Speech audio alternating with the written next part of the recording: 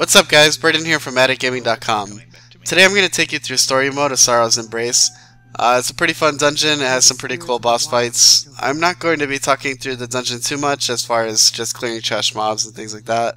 When we get to the boss fights I will chip in and tell you how to beat the bosses and just give some tips on how to survive. So like I said, they do have some pretty cool boss mechanics in here. So it's a I thought it was a pretty fun dungeon. There are some parts that are a little tough and a little annoying, but as far as the dungeon goes, overall I think it's a pretty good one. So there is a lot of story in this dungeon as far as Destiny's Edge goes. There's a really nice cutscene in the middle of this that kind of explains how Destiny's Edge fell apart and why they are where they are now. So I'm just throwing that out there as kind of a spoiler alert. So if you don't want your story spoiled, make sure you skip over that part when it comes. I try to cut out most of the cutscenes, but I left that one in there because it's pretty good. So just sit back and relax and enjoy the video when the boss fights come up, and then I will explain the boss fights to you.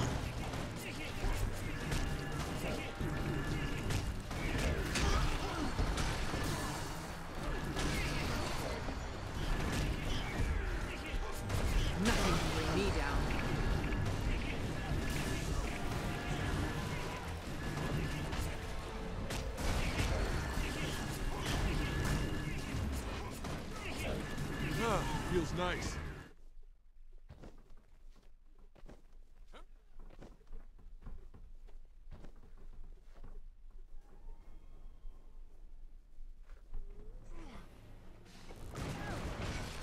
Okay guys, so this first boss that you run into is Inspector Snick. I wasn't sure if I even wanted to comment on this just because he's so easy. Basically what you want to do at first is he has a bunch of ads with him, so at the start you want to just kill the ads right away. And then he has a golem who has protection, and he protects his allies and things like that, so you're going to want to kill the golem before you even touch Inspector Snick. So the golem drops pretty fast, you can burn him down pretty hard. As far as Inspector Snick goes, he has his abilities are unload pistols and he has a flamethrower. So he does have some decent single target damage, but it really is kind of a cakewalk. It's not too hard. He's only going to be hitting like one person at a time. I'm a very squishy thief and I did just fine in this fight. So if you're anything other than that, you'll be just fine. So this is a very easy boss fight. The harder boss fights will come a little later.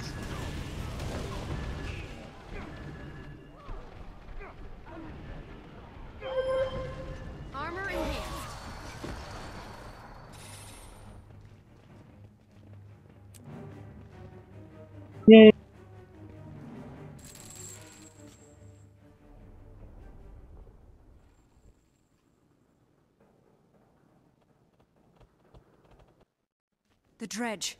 They're fleeing in terror. Why do I think that Zoja is responsible? She could be in trouble. We need to find her. You are diligent to the end. He's here, isn't he? He's running things for the inquest. We're not afraid of you. Okay guys, so this next boss we're going to deal with is Golem Specialist Naoko. And it's a pretty easy boss fight as well. Pretty much you just have to stay in range, which is a little hard for me at first because I'm a backstab thief. So I finally figured to just stand back and shoot with my short bow, even though I'm not doing much damage. So what he does is he drops a well, basically like a necromancer, and that will remove boons and do a bit of physical damage to you. It's not condition damage, it's physical damage.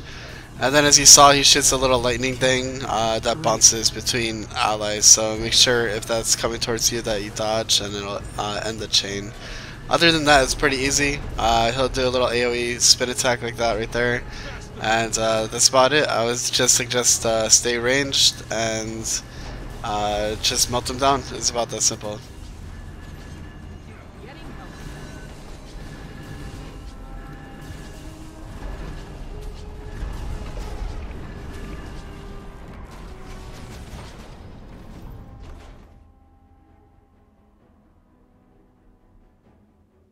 Keith, what are you doing here? And why did you bring that Norn with you?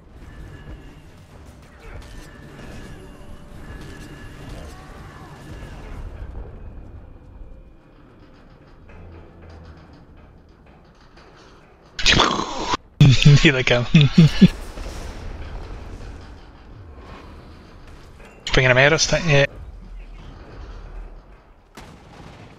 Let's get this over with.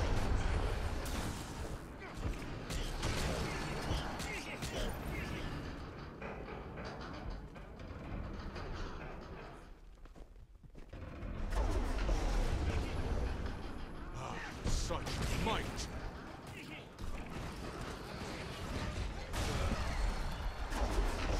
Go ahead, hit me. How many do we need? Just grab as many as you can.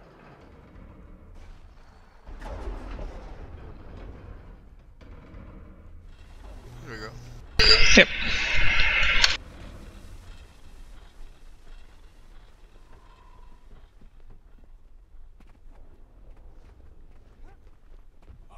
Sweet.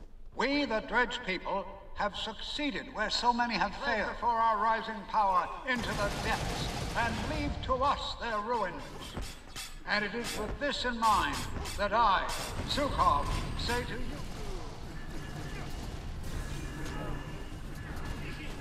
Getting healthier.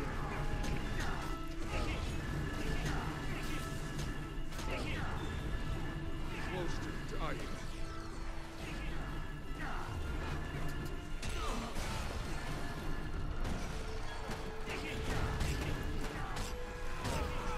I'll return the favor.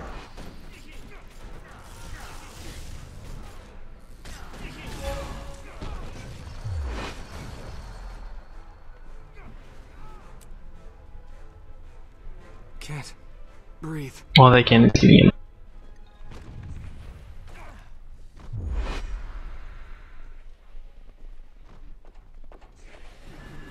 Getting healthier.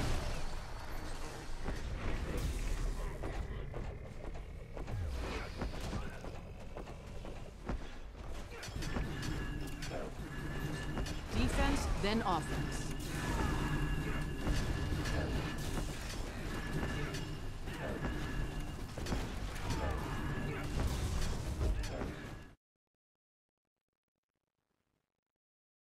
This gate is just locked, not broken. I can get through this in no time. Kaith, Zojja was cruel to Air. Why does she hate her so? Zojja hates Air. Ritlock and Logan hate each other. And all because long ago, we made a horrible mistake.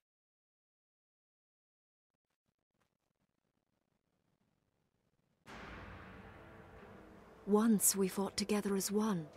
Myself, Ritlock, Logan, Air and her wolf, Snaff and his apprentice. We called ourselves Destiny's Edge.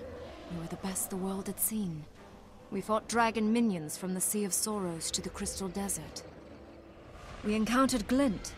She was a legendary creature that served Kralkatorrik, the Crystal Dragon, until she betrayed her master.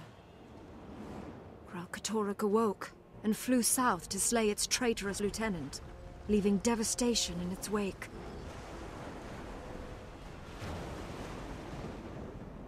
We stood beside Glint, ready to face an elder dragon, but Logan was suddenly called away. We were weakened, but Air thought we could still stand and fight.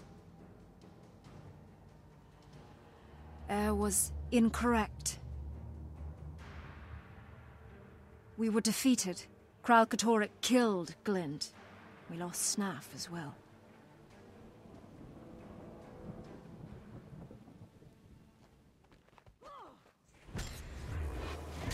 I feel strong.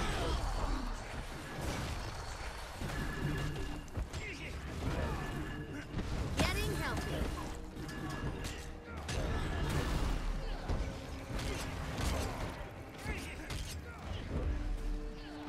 Refreshing.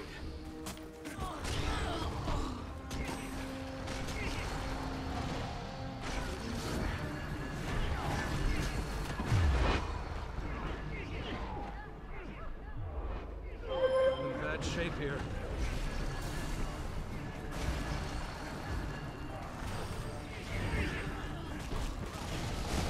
I'm hurting.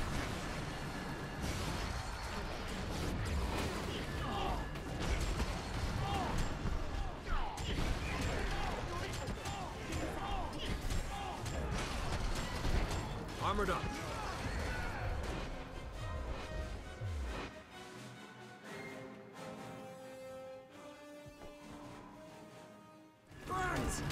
Okay guys, so this next boss fight is Kudu, and Kudu himself isn't very hard or scary. He doesn't really do too much, so he's not really anything to worry about. But what he does do is he releases golems when he's at a certain percentage of health, and these golems are the ones that are a little bit scary, and we'll have to walk through each one and kind of show you what they do, and kind of how to counter attack these golems. So once you attack Kudu to a certain percentage, the first golem he's going to send out is golem prototype E4. And what this guy does basically is he has a shield on that he puts on and off. When he has the shield on, you're going to take damage, so you can't attack him when he has the shield on. He also does the chain lightning like that bounces between people, so you need to make sure you stay at range and spread out. So if it does hit if he does that chain lightning, it only hits one person. And make sure you don't attack him while his shield is on. And then that's basically all there is to it. I would just stay at range and spread out, and then it's a pretty easy boss fight. As far as the golems, this is the easiest one to kill. So after you kill the prototype E4, Kudu will come back out, and it's the same thing, just rinse and repeat until another golem comes out. The following golems are going to be a little bit harder, compared to the first one, the second one's quite a bit harder. Now he reaches a certain percentage, and here comes the second golem, and already you can see he's unleashing a little bit of hell on us. I ended up going down there. I wasn't expecting him to do that. So what he does is he spreads fire around a lot. He does a lot of burning. You see, like, he shoots out little fireballs from his cannons or from his arms, and then he will do a huge AoE burn. Like, he'll throw fireballs everywhere, and he'll also do that like a proximity AoE, so he'll burn everyone around him. So again, it's a fight where you need to stay ranged. You need to be spread out so you're not multiple people are getting hit. And you should probably bring some sort of condition removal, just because the next golem will also cause conditions on you, not just burning, but you'll have poison as well for the next golem. So yeah, just spread out. Watch out for his fire AoEs that he throws around, and you'll be okay. Alright, so after you finish prototype F4, Kudu will come out once again, and like I said, it's a rinse and repeat. Kudu will come out, he'll go back and summon a golem, and he'll come out again. So you just fight Kudu again. He's pretty easy. So let's just sit here and wait for the next golem to come out. Okay, so Kudu has gone. I skipped forward a little bit. This is prototype T4. Now this guy will spread a lot of poison. He'll put a little kind of well around him that poisons enemies. So again, with all these golems, it's best to stay at range, which kind of sucks for me in my spec because I'm losing so much damage using my short bow instead of my daggers. So he will do the same thing as the fire guy, basically. The same thing as the F4 golem, where he'll shoot a lot of basically poison volleys around at people, and you'll see one coming soon my way. And he stacks bleeding. When he does that, he stacks bleeding and poison, so make sure when that's coming your way you really need to dodge it, because those bleed stacks will get pretty high. So I think he shoots a volley there. I was able to evade about half of it, but even the bleed stack got pretty high from that. You can see my health was melting away quite quickly. So just stay ranged, watch out for those poison volleys, and you'll be okay.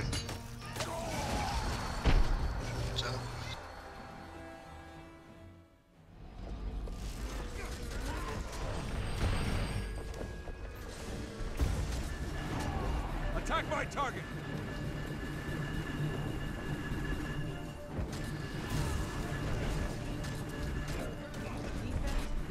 Give me something to hit!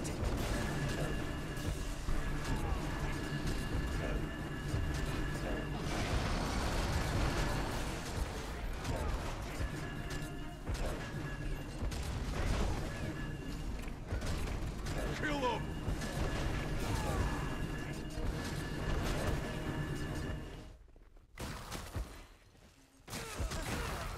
More blues.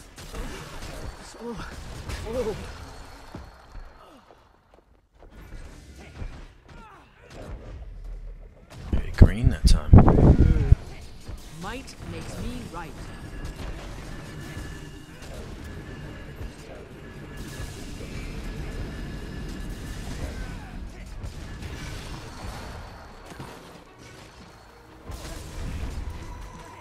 Yes!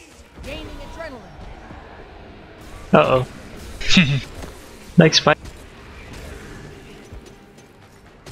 Defense, then offense. I'm as strong as fair.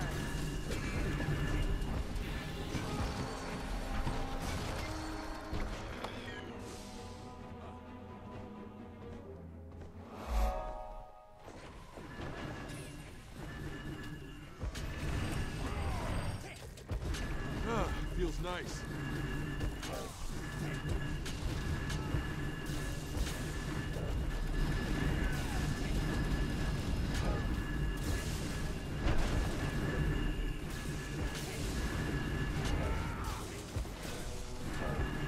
Getting healthier.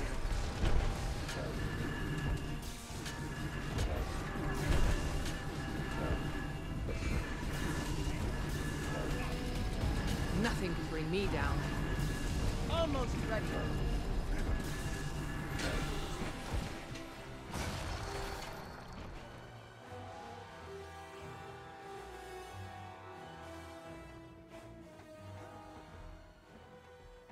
Accelerating.